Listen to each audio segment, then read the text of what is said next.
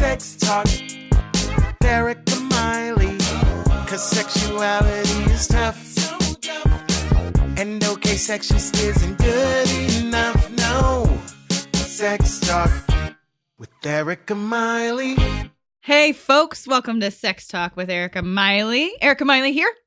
I am back with a return guest. I'm so excited. You're my first return guest, Ariel.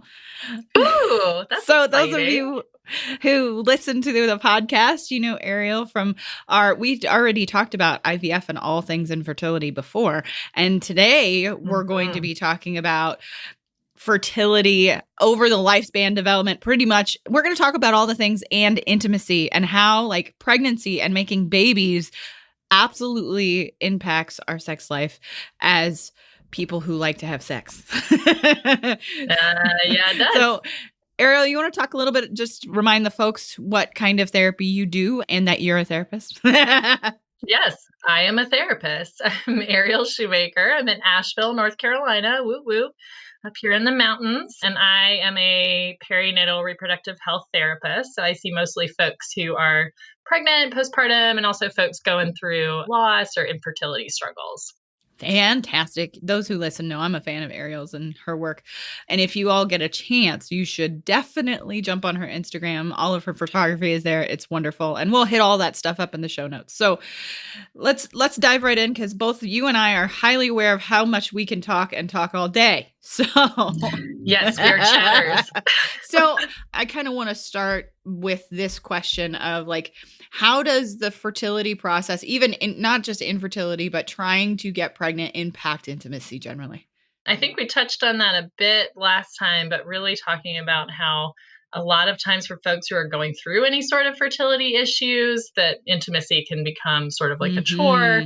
It can become really laser focused on making babies and less about connection and being with our partners, which can get not so fun, not to mention the fact that some folks going through fertility struggles have to, take medications or be on hormones. And that, of course, can all impact our desire to have sex, our libido, our ability to want to have sex. So, even before you get pregnant, intimacy can super be impacted by this process. Absolutely. Sex as a job, and then sex becoming, especially if there's any, I think even when you don't have fertility issues, when you are intentionally trying to get pregnant, it can become medical very quickly. Right. Yeah, it can become real clinical. It can be real focused on we're only having sex during this time period of the month when we're ovulating.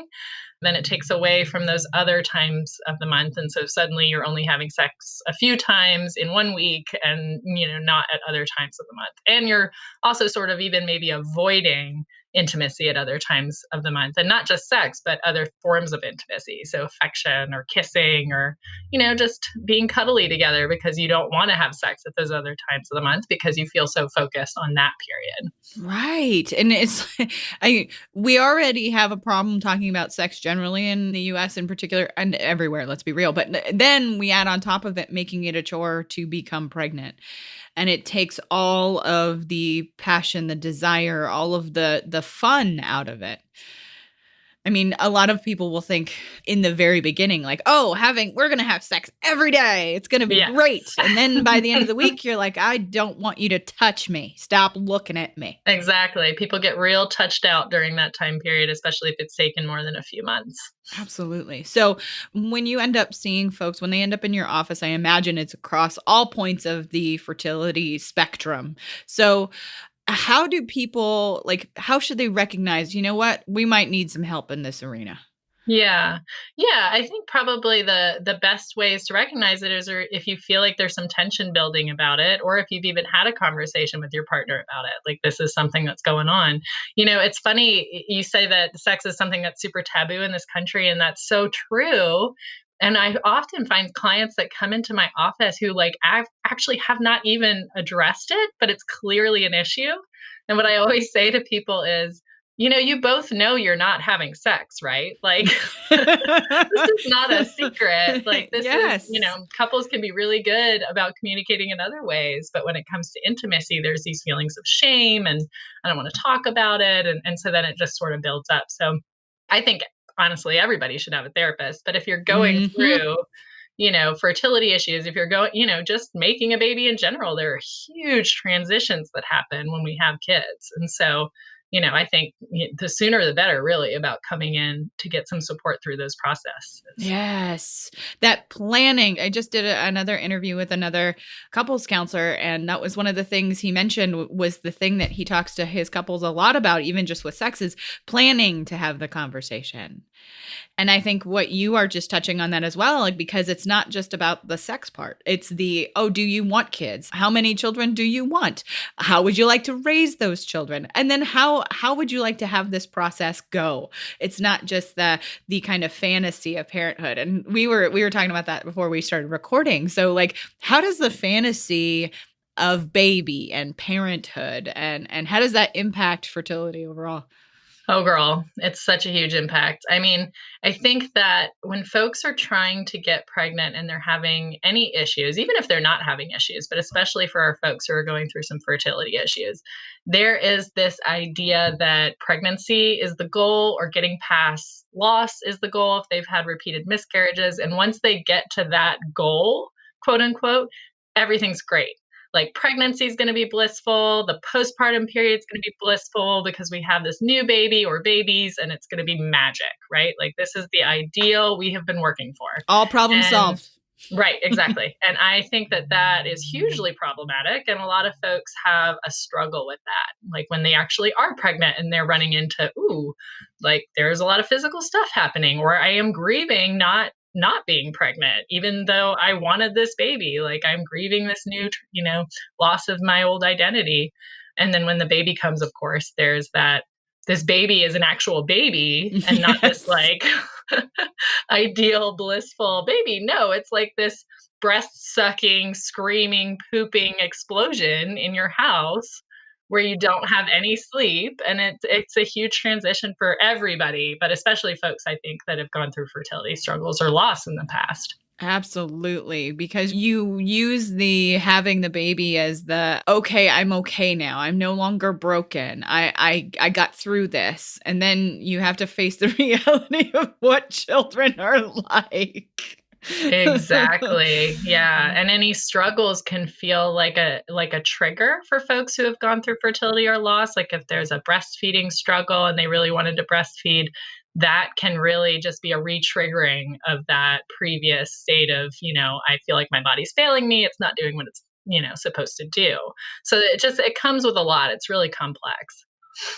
I feel like this is a little related. I notice, I see a lot, and just anecdotally in my own social media use, many people using Pinterest and Facebook to plan these, baby boards and how their pregnancy plan is going to go and what vegetable size they are. Exactly. And then on top of that they're going to, blend all the baby food, and they're going to make it all, and they're a failure if they don't reach this level of perfection. Are you kind of seeing some of that too with the Oh, folks? hell yeah. Yeah. I think that our society has done sort of this major shift where we're really into babies, which I think in some ways is a good thing, and parenting and attachment and all of that. And I think, yeah, for the most part, those are all beneficial things. But at the same time, there's this huge pressure to be perfect, quote unquote, right? So, like, you have to breastfeed, and you have to breastfeed exclusively. And if you don't, your kid's going to grow up with all these issues, just to name one of a billion different things. You have to make your food organically at home, and you have to do it from scratch. If you get a jar of baby food, you're destroying your child's brain for life. Like, right. So, yeah, I think that definitely impacts intimacy with couples because there's this pressure to be perfect.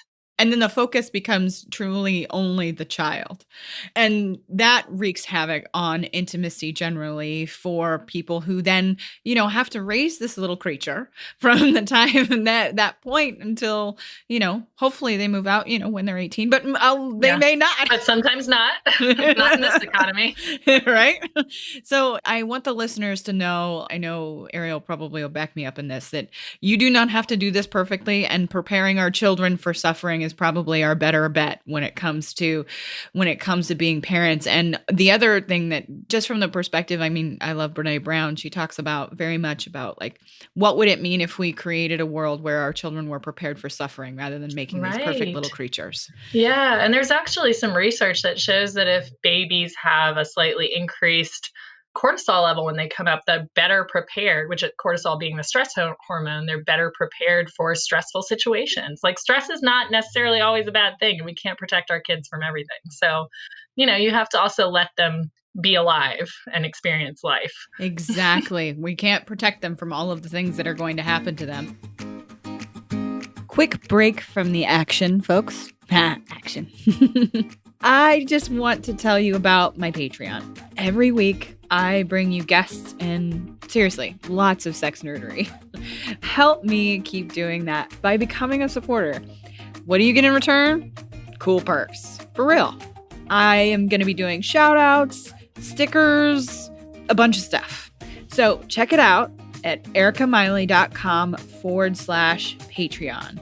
That's ERIKAMILEY.com/Patreon. I hope to see you and see more of you by becoming a Patreon. Thanks, guys. I really want to address the intimacy in couples while you're trying to become a parent. So when couples are walking down this path, what is one thing you think they could do from the beginning that could help them safeguard their intimacy, that can help them flourish as a couple rather than struggle so much as a couple? Right. Communicate. That's the biggest thing, right? Like I said earlier, if you're not having intimacy, you both know you're not having intimacy. It's not a secret.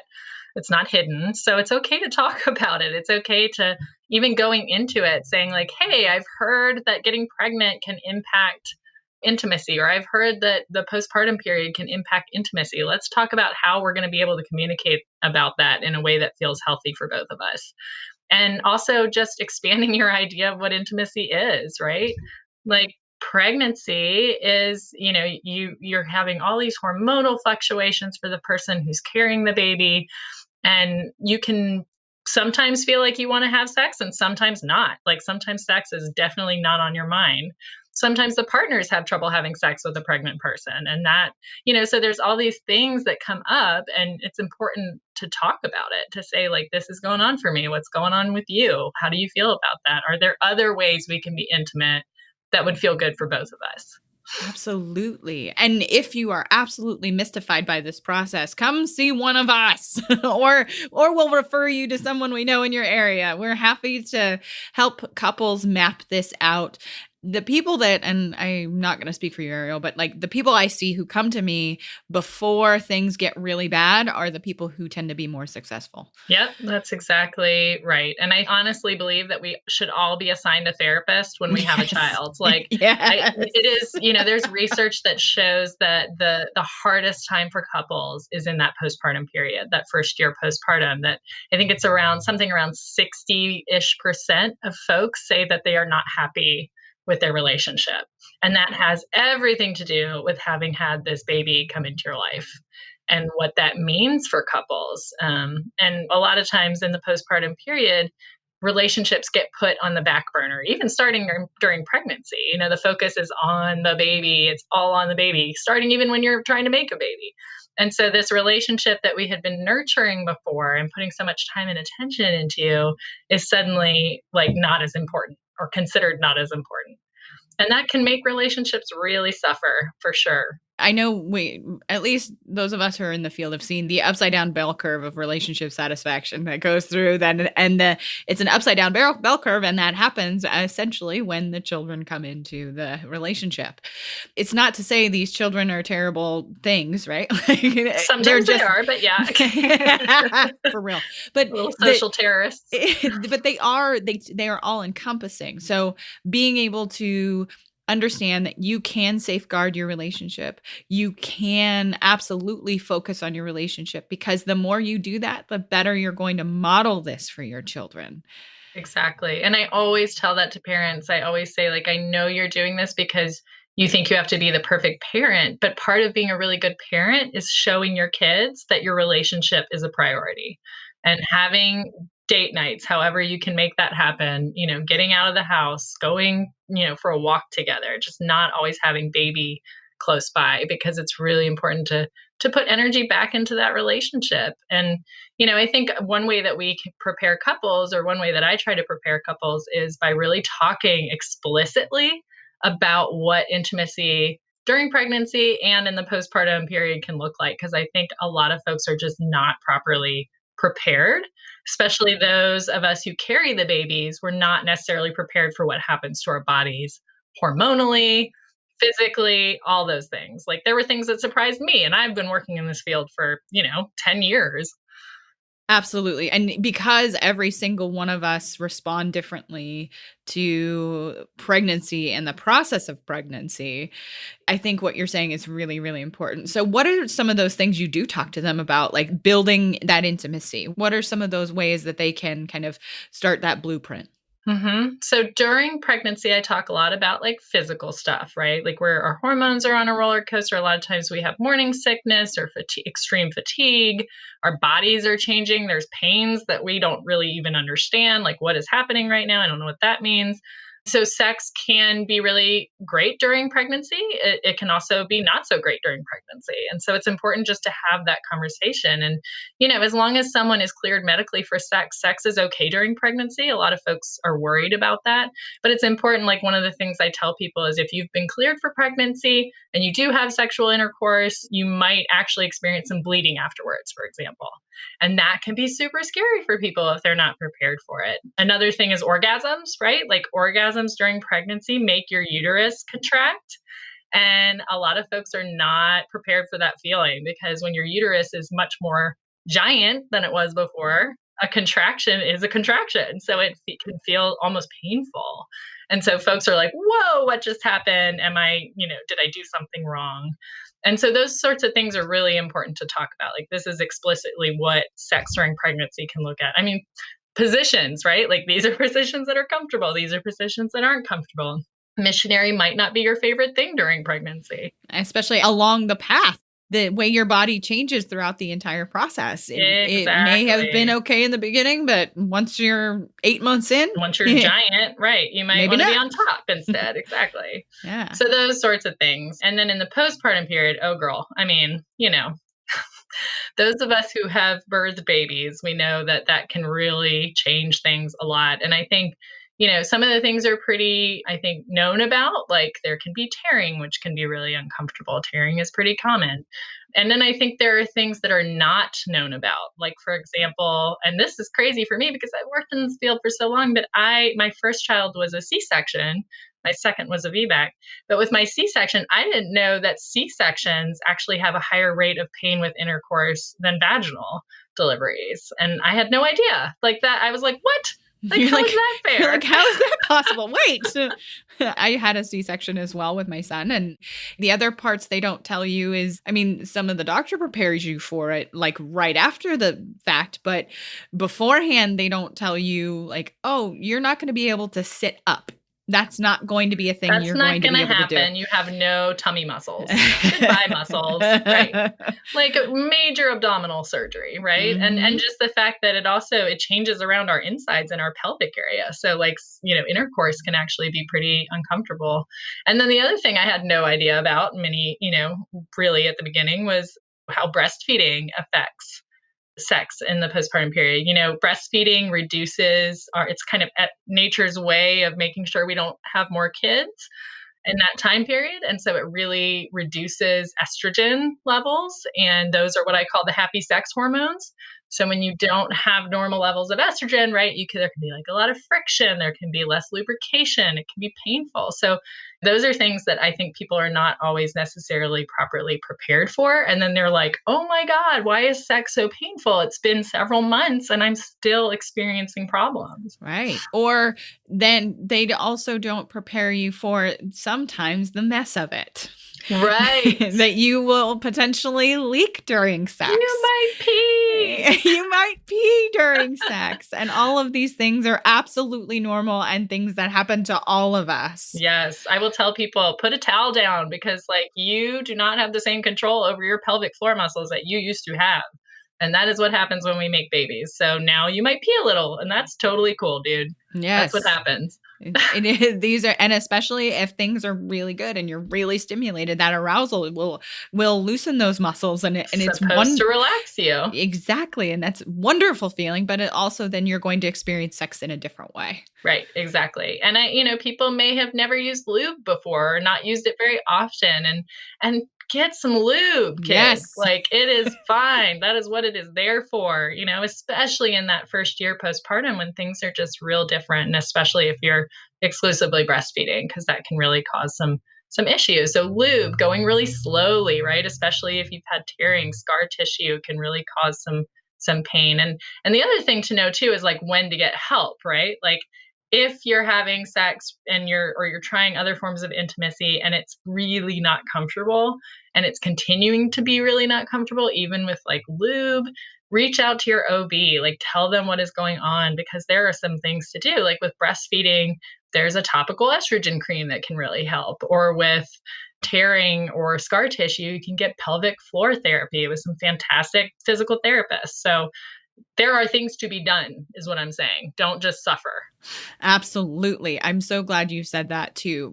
And all of us, even those of us who've been in the field and understood like how babies are made and how the emotional toll that it can take, things happen to your body that you're just not prepared for. That's right. And the abdominal muscle separation that happens to many of us. So your abdominal muscles end up separating to make room for baby.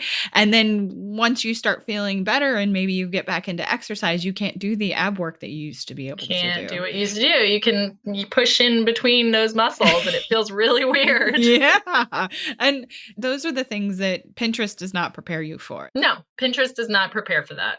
And Pinterest also does not prepare for the mental health piece of it either, which is, of course, my focus. But intimacy can be really affected if there's any perinatal mood and anxiety disorders going on, right? Which can start during pregnancy, but can happen in the postpartum period too. I think we kind of all know the term postpartum depression. I think that's used a lot, but I think people know less about like postpartum anxiety, for example, and what that looks like and how that can super impact intimacy. Because if you are feeling unsafe and uncomfortable in your body, or if you've had any kind of birth trauma or anything like that, you are not, reaching to your partner for intimacy most of the time. And many of those parents end up feeling so guilty and so ashamed because of this fantasy that has been created, that you're supposed to have this wonderful bonding and all of it's supposed to be perfect and birds are supposed to sing. And it didn't happen that way. Folks bond with babies at different time periods, and a lot of us experience some postpartum depression or anxiety. One thing I always tell people is, that also can be treated. I think there's such, like you said, there's so much shame around that. Like, I'm supposed to be feeling super happy and excited and bonded with this baby. And maybe you are feeling bonded with the baby, but you're still feeling really down or really anxious. There are medications you can take when you're breastfeeding that are safe. There's folks like us who are perinatal specialists that can help you walk through that. And it's really important to get help like as soon as you start to feel bad, rather than waiting. I often have clients that come to see me during, in their second postpartum period or their third postpartum period, because they just sort of suffered in silence through their first one. And that makes me feel so sad, because there's so many things we can do to help. Absolutely. We can help them. At the very least, we can help normalize and understand like, hey, you are not alone in this, not even for a minute. That's right. And on top of that, I've had clients say like, oh, I had an okay first pregnancy, but the second one, it was absolutely dramatically different. And I think that's important to understand, that even if you've had one pregnancy, the second one or the third or however many will be different from the others. Yes, every pregnancy is totally different. You can have one where somebody experiences like zero morning sickness and just is one of those really annoying pregnant people that just kind of bounces around. And then you have the next one where they're just puking their brains out for 6 months. And, so every pregnancy, every labor is different. I really try to prepare people for labors and C-sections as much as possible. And, it's important to know that things can be very different from one to the next and what that can look like. Absolutely. I am such a fan of yours, and I am so glad you can be here with us again today. And more than likely, we'll probably be back again. Let's be real. So, how do people find you in the world, Ariel? So I'm on Facebook, Ariel Shumaker, Therapy and Photography. I'm on Psychology Today. If you search by my name, I'm on the Instagram, Ariel Shumaker Photo. We had to look it up before this podcast because I'm really bad at marketing myself. It'll all be in the notes, folks, I promise. Yeah. Most of it, I mean, if you're interested in the therapy side of things, that's Psychology Today. The other side is kind of my creative outlet of photography. So Again, I'm telling y'all, find her on Instagram.